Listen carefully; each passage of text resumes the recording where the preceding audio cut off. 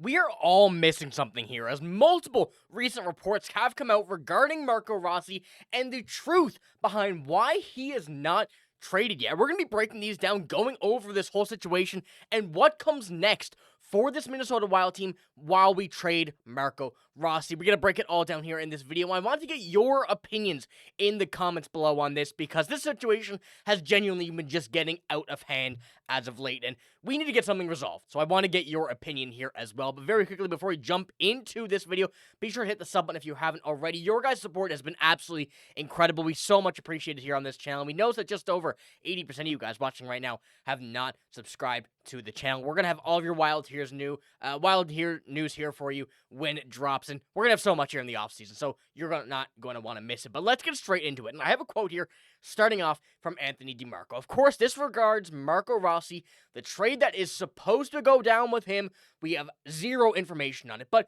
there are a lot of reasons why we've been hearing this, and this seems to be the answer that we've all been waiting for. So Anthony DeMarco had this to say, and we do have many more quotes here, so stick around, find out what we have to say. But Rossi's camp is looking for a contract similar to that of Matt Boldy's, which is a 7-year, $49 million range, which comes to a 7x7. That's what Anthony DeMarco said, and by all accounts, that price is too expensive for a GM Bill Guerin's taste, and he has at least begun to take calls on Marco Rossi. So we know from the Wild standpoint that it is looking like the contract will be too expensive.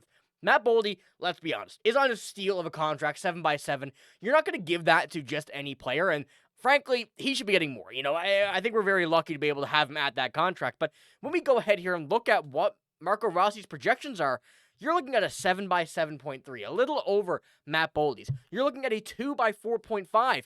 He ain't getting a 2-year deal. He's going to be going for that big-term deal, trying to cash in on the season that he had with this Wild team, where he was really the only one of the players to stay healthy on this team and played a full 82-game season. So it is quite understandable that a 7x7 for Marco Rossi is not what Bill Guerin wants to do, and he may see that there's more trade value in this rather than going out and expecting him to do the exact same for years to come with this team.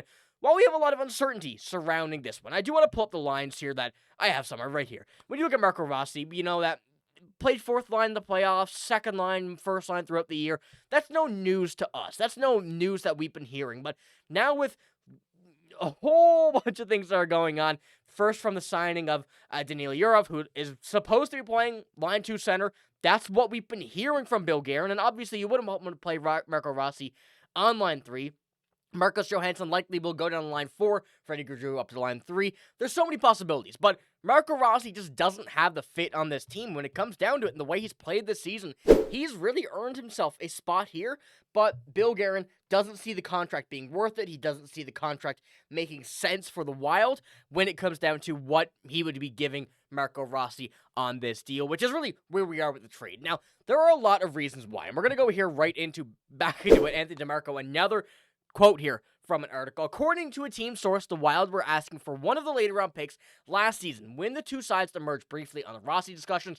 This was with the Philadelphia Flyers from Anthony DeMarco. The Flyers had no appetite for it and then remained steadfast in the same belief now. Furthermore, the 7x7 contract demand from Rossi's camp has also scared off the Flyers from even reaching out to the Wild to talk trade at this time. So when we're looking at this, we heard a report that the Flyers were in on him, and now looking at where we stand, reports are showing the Flyers are too scared to talk to the Wild because the rest of the NHL knows that Marco Rossi is not worth a 7x7 contract. The way that he's shown, the 1 year he's had, and of course these are the only stats that we do have here for this on him, the 82 games, 60 points. Yes, it was great. We saw him play good in the regular season, of course, and nearly 20 minutes time on ice. Now, when it came to the playoffs, the fourth line, don't know if the team didn't trust him. We still didn't really get any much information on that. But teams are looking at this as a guy who has a lot of time left to change his career path. Will this continue? We don't know. Will he stay healthy? We don't know. Another big thing is teams are looking to get bigger. Teams are looking to get faster. Teams are looking to get stronger. Marco Rossi, let's be honest, brings none of that. To the Wild, to nobody. He is a small player. He's a skilled player, but in today's NHL game, with teams that are trying to get bigger, they already have their talents. Marco Rossi does not fit the bill for those teams. Now, you probably saw this one right here. When we're going to look at these contract comparisons, you see a lot of names here when it comes to Matt Boldy's style of contract. And We can put this into consideration as well, into a comparison with what that would be giving Marco Rossi, who he would be compared with, putting him up there with names like Brady Tkachuk, Matt Boldy, Kyle Connor, Nikolai Ehlers. It doesn't really mix at this point. Will it later on in the year? Maybe. It may mix, it may work out well, but when it goes to right now, this is not worth Marco Rossi. So we can really put that into consideration, take all this back, and go from there. But when we go, look at this mock trade. Now, this is from Puckpedia. They have their GM tool. You can go make trades, and I do recommend, if you have any, go, make some, send them to us, and let me know what you think. And we can kind of look at them in a few videos. We have a lot of stuff that Rossi's kind of uncertain with. But a first and Jonathan Lekkerimäki for Marco Rossi. Now, this is kind of a deal where you're seeing another young player like Jonathan Lekkerimäki, who is very, very talented, a very good goal scorer, and that first-round pick. Something like this, in my mind, is a deal that I would be okay with. Obviously, Jonathan Lekkerimäki, not as experienced to this point as Marco Rossi. The first-round pick for this year, though, we know the Canucks weren't very good. That's another option that could also play into factor here. And if the Canucks, which are at least one of the teams that we are seeing seemingly willing to give Marco Rossi this potential 7x7 deal, is a much better scenario than if we do get him offer sheeted by another team and we don't want to accept it. So, kind of looking up this and looking at, I have another bit here from the mock trades the mock draft from around 10 to 22. There's a lot of teams here who are in this realm of, what's going to happen? Are there any teams here that want it? And this would be in the realm and the possibility of where I would say a pick for Marco Rossi for this year's draft would come from. So you see 15th overall there is the Vancouver Canucks. So that pick here in this one would be a 15th overall pick, and Jonathan Lekkerimäki. I don't mind this at all. So this is kind of where we're looking at. This is kind of the idea that I think we're currently sitting in with any team that's willing to give him that contract. So let's take this into consideration, and I want you to let me know in the comments below what you think about this so far. But there is one more thing I want to point out as well. Brock Nelson's deal. He was someone the Wild were somewhat linked to in free agency if he made it there. Now, this is a deal that you can definitely say is a bit more expensive than what I would personally give Brock Nelson at this point. Still is only 32 years old, but he looks about 100 years old. And making 7.5, that's quite a bit of money. And, kind of comparing us once again to where Marco Rossi would stand, the centers that are getting taken away now from free agency.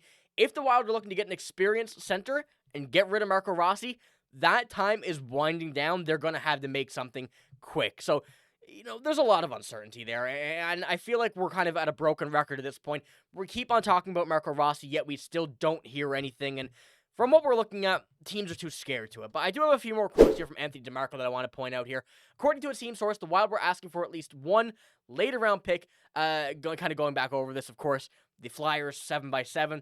Scared to do that, which I think is kind of absurd at that point. But speaking with an executive from a Central team in need of help down the middle as well, more skepticism was shown towards acquiring Rossi services. The executive said that the team would not have an appetite to move off of any of their draft picks or prospects, while also citing the teams need to get bigger, which Rossi would not help with. And it feels like this is kind of the storybook of the entire season. You're looking for teams that are trying to get bigger, trying to get better, trying to get faster, more skills.